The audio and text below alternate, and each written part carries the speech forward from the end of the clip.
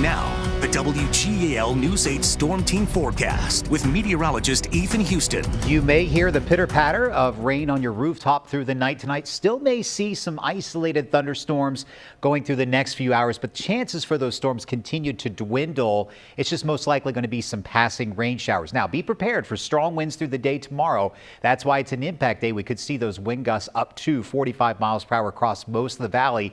And then the winds will still be up through the day on Wednesday, just won't be as strong as the winds we anticipate through the day tomorrow. Outside right now, clouds are thick. We do have some light showers moving across parts of Lancaster County. Right now, 56 degrees. That's still pretty mild for this time of the year. You can see here we have those passing showers. Most likely to see the rain through the overnight hours will be along and south of 30. So you can see that light rain coming down through southern portions of York County, also southern portions of Lancaster County, just perhaps enough rain to wet the pavement in Lancaster. Also, a decent downpour has popped up during the past half hour in eastern portions of Perry County from New Bloomfield to just outside of Duncannon. As we zoom on out, you can see some isolated thunderstorms have blossomed off to our north and to the west. That's near the actual positioning of a warm front, but also we could see some isolated showers and thunderstorms continuing for the next few hours right along the Mason-Dixon line.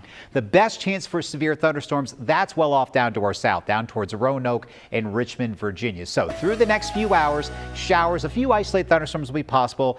They'll start to dry out later tonight. After about 2 to 3 o'clock, lows tonight will be mild. We're only dropping to the low to mid 50s. Now, I do expect a dry start to tomorrow, but once we get closer to lunchtime, a few showers will be possible, and then the winds ramp up during the afternoon. This will be the worst of our winds, so that's why tomorrow's an impact day. Again, winds up to near 40 to 45 miles per hour. Could also see some passing showers through the evening commute. Winds will be even worse if you're watching us in Mifflin County and over the Laurel Highlands, where we do have a wind advisory that goes into effect. Winds off to our west could be in excess of 50 miles per hour. Now, notice the winds will still be, I'd say, gusty through tomorrow night, but they'll be not as strong, not as severe as we go through Wednesday afternoon, but they'll still be intense at times. Pollen count remains high for tree pollen for tomorrow, but thanks to the strong breezy conditions through your Tuesday, air quality will be at a good level. Made it to 70 today before we saw some passing showers this evening. Just 1/100th of an inch of rain so far at the airport, and that was from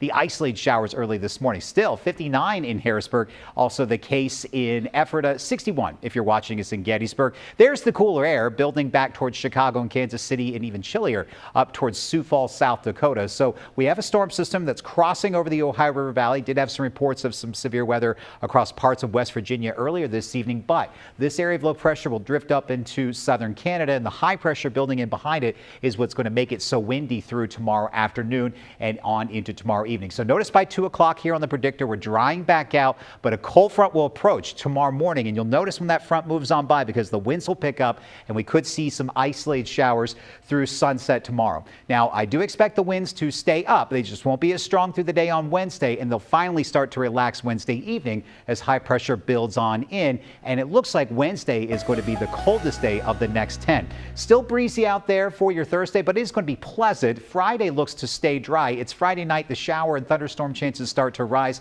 Best chance for thunder showers during the next 10 days will be on Saturday, but we do dry back out for Easter Sunday with highs in the mid 60s, and we stay warm to mild into early next week. All right.